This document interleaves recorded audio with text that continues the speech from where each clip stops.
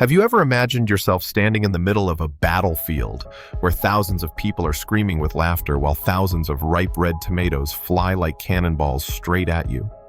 There's no war, no hatred, just 100 tons of tomatoes flying everywhere in the street. Everywhere there are cheers, hearty laughter, bodies covered in red tomato juice, and the streets of a small town transformed into a thick red river. And the craziest thing? This seemingly meaningless chaotic event is completely legally organized, with permits, government support, and even protected by the police. So why is there such a strange festival? Who would think of tens of thousands of people throwing tomatoes together in the street? And most importantly, where did this tomato throwing festival start? Why tomatoes and not something else? In today's video, we will turn back the pages of history together, tracing the origins of one of the world's most crazy yet lovable festivals, La Tomatina, the tomato-throwing festival in Spain. Rewind to 1945, in a small, peaceful town called Buñol, about 40 kilometers west of Valencia. On a scorching August summer day, locals gathered in large numbers to watch a traditional parade called Gigantes y Cabezudos, where characters in giant costumes and big heads walked through the streets to lively music. Everything was fun, until an accident happened. One of the giant characters fell into the street, causing the crowd to push and get angry. In the chaos, a group of local youths, whether out of frustration or wanting to cause a stir, rushed into a nearby fruit and vegetable stall and started throwing tomatoes at each other. And so, the first tomato fight in history broke out. The police had to intervene.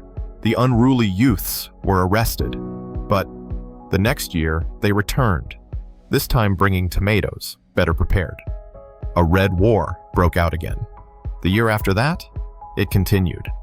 Every year, the people of Buñol held an unofficial tomato fight. No one ordered it, no one promoted it, but every year it got bigger, more fun, crazier. However, not everyone found this interesting.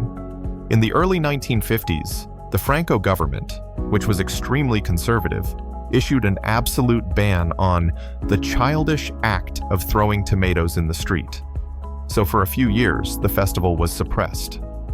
But the people of Buñol were not so easily subdued. In 1957, they organized a quiet but poignant act of protest. A symbolic funeral for the tomato was held, complete with black clothes, sad music, a coffin decorated with tomatoes, and signs as if the world had just lost the most sacred thing.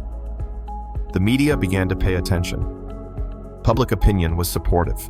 Finally, the government had to accept defeat in the face of the people's undying festival spirit.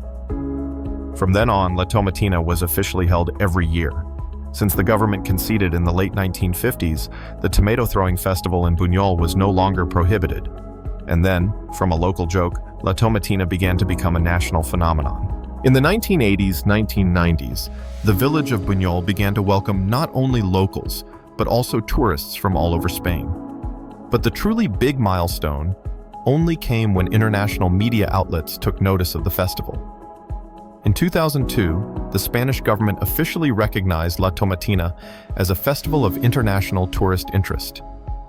This meant that the state not only did not prohibit it, but also promoted, protected, and organized it in a more systematic way.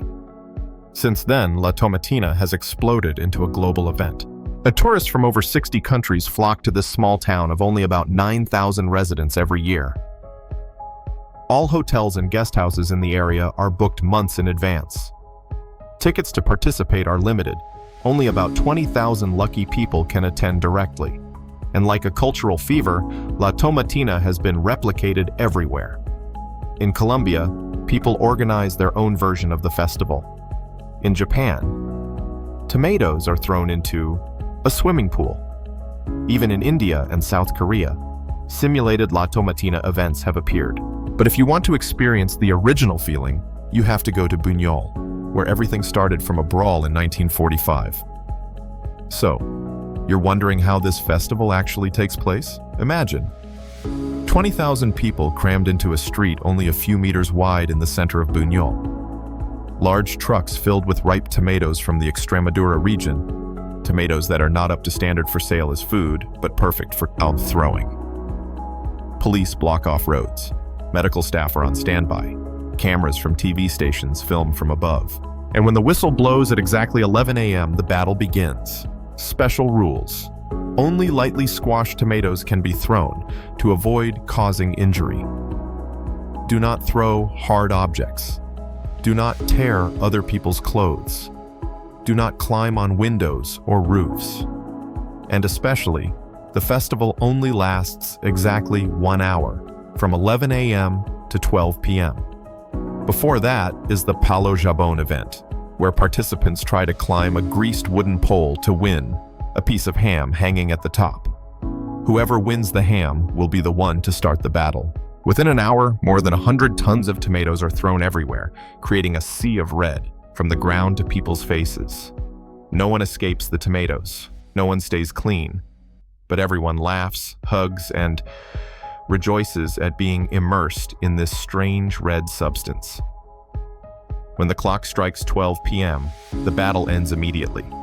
Anyone who throws tomatoes after that will be considered in violation. And then, the miracle happens. Fire trucks, sanitation workers, and volunteers work together to clean up. Water washes the tomatoes off the streets, and public water taps are open for everyone to wash themselves. In just a few hours, the town of Buñol returns to its peaceful appearance as if no battle had ever taken place. Why does such a bizarre festival attract tens of thousands of people every year? The answer lies in the feeling of being liberated from everyday constraints. There. No one is a boss. No one is an employee. Nationality, wealth, or age don't matter. Everyone is equal under the tomato throws. It is a release of life's pressures, a legally sanctioned crazy day, and an opportunity for people to communicate, connect, laugh, and hug each other in brilliant red.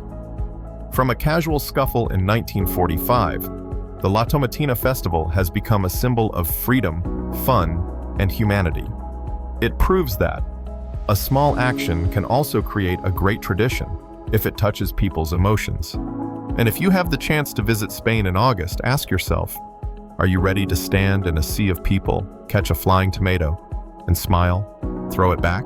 Because perhaps, somewhere amidst that chaotic crowd, you will realize that joy sometimes just needs to be a tomato.